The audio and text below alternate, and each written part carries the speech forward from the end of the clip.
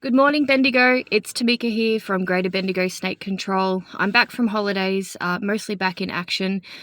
I just wanted to cover a couple of things early this morning, get this video out there, just in the lead up to Christmas and with regards to snake safety.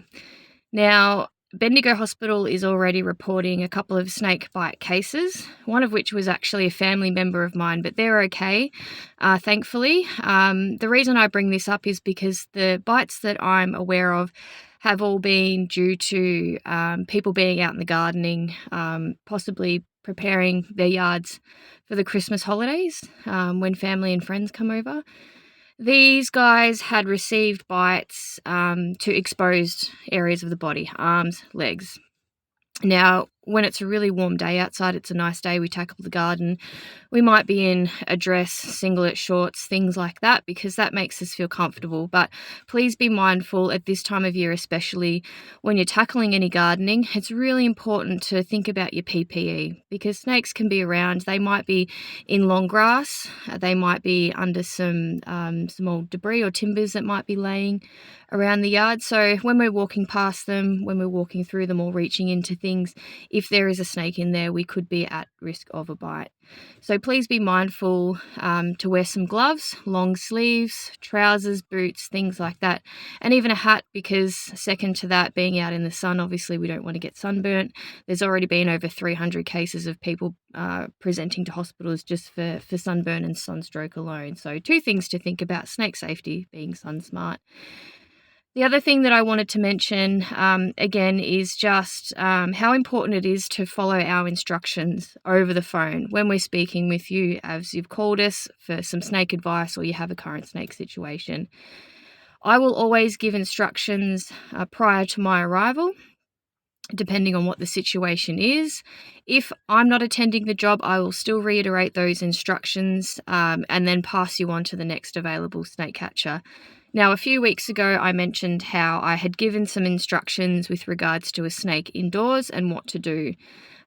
Basically, those instructions in the end were not followed, which resulted in the snake being pinned down by 2 shovels, and I had to step in and obviously put myself in between those people and then deal with the snake, which the snake wasn't too bad behaviorally, but obviously when you trap any wild animal, when you're inducing pain on them, they can become quite reactive. So please don't do that. I received a call the other day, which I passed on to another catcher. I had given some clear advice on what to do. When that catcher arrived to this job, again, it was a situation where the snake ended up being pinned, which was really unnecessary. The snake had to be euthanized in the end, but also this person was just putting themselves at risk unnecessarily. Regardless of if you think you're pretty, swift with the shovel and whatnot, things can go wrong, and it's just completely unnecessary. I understand that in that moment, some people, from an outside perspective, there was no threat, but internally, their idea of the risk could be perceived differently. So on the one hand, I do understand, but it's really important to just start thinking about risk assessment, listening to us snake catchers. We don't just pass on this information from our imagination. It's solid safety information. In 99% of cases, when a person is in the presence of a snake, there actually is no threat. Even if you're in a confined room with a snake, if you're not harming the snake, if you're not harassing the snake, that snake is going to be quite calm and still and not be reactive at all. So the 2 messages that I want to get out there today is please be safe in the lead up to Christmas. If you're outside doing any yard work, please be very mindful of PPE. If you come across a snake, put distance between yourself and the snake. If there's any kids in the area, move them out from the outside inside, or even if you have an indoor snake, move them to the next room, or even if you want to step outside. It's really important to just, once you have that distance between you and the snake, the risk of anything happening is almost zero. If the snake is outside and it's able to get away, it will. It may take 5 minutes, it could take 30 minutes, but being on the line with the snake catcher and and discussing what's happening in that moment, you can get a good, well-rounded idea of what's happening and why, and coming to a resolution. It may require a snake catcher coming out, and that's what we're here for. The other thing that I wanted to touch on is today is going to be a really warm day. The next few days are going to be warm. We're starting to see that increase in temperature throughout December, around the holiday season. I just want to cover what's going to be happening snake call wise over the next few weeks with those increased temperatures. We will see snakes coming closer to homes, even up against the external walls of homes, even across external doorways, which sounds quite frightening. Why they do this is because they're out and about earlier in the day. They're starting to look for food. They're starting to look to warm up, to get everything metabolizing for the day. They're also looking to seek out shade once it gets a little bit too hot for them, because they can't regulate their own body temperature. They like to be up against objects and external walls, things like that, because it helps them to feel protected and it guides them along their journey. So what also happens when they come right up to homes is as soon as they're showing up, they're usually disappearing. So often, over 90% of cases, I get the call, I head out, the snake's already gone. They will move off quite quickly in these situations. Unless they're maybe behind something or underneath something, they tend not to just be out in the open once they've been discovered, and they'll move off quite quickly. And again, sometimes when I'm on the phone, as we're having the discussion of what's going on, the member of public who's called has then described that the snake is starting to move off, and then it does move off.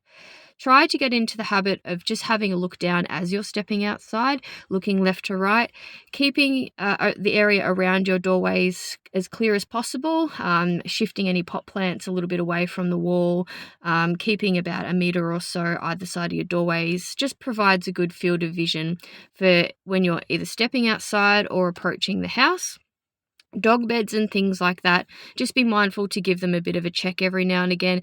Even if you've got a golf club or a broom or something, you can shift some things around. That's just a good way just to double check if anything happens to slip under there. Anytime you're putting the dog out for the evening for the dog to go to sleep.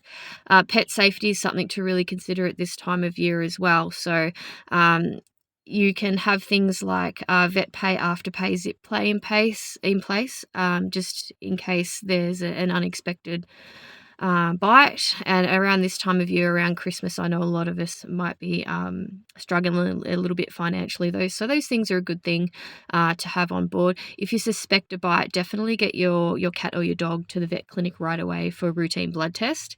Sometimes signs and symptoms don't onset quickly. They can onset quickly. It might take a little bit of time, so best not to muck around.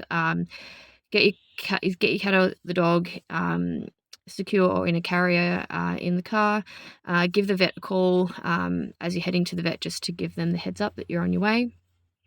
By doing all those things, it really increases significantly a good outcome for your pet. Try and keep dogs on leads at this time of year when you're walking, things like that.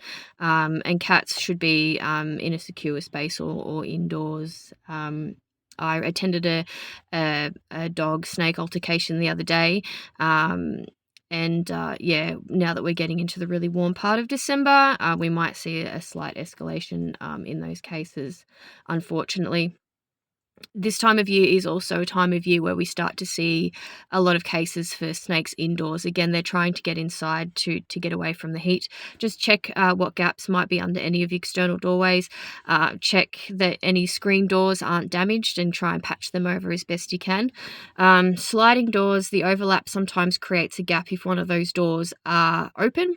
That's another way snakes can slip in. So have a think about how you might be able to add a rubber stripping or something. Some doors have them, some doors don't. So just have a look, test out your sliding doors, your glass sliding doors with the screen doors. Open one up if there's an overlap there. Have a think about how you might patch that over. Second to that, just try and keep your doors fully closed off at all times. If you have a snake indoors, it's a pretty easy situation to control. Basically, if it's in a room with some doors, close off all those doorways, put down a damp towel. The damp towel will add weight, just blocking over any gaps under that door. Give a snake catcher a call, and we'll be able to head out to give you a hand. A lot of houses are open plan living spaces now. So if you have a snake that's in an open plan living space, if it's a small space, you may choose to step outside. But ideally, we want you to have eyes on that snake the whole time, just in case it gets behind some cabinets or into the dishwasher, underneath the dishwasher, things like that. Um, if it's a large open plan living space, just distance between yourself and the snake will remain calm. And as the snake moves around, just continue to move around. Again, the distance between you and the snake is everything.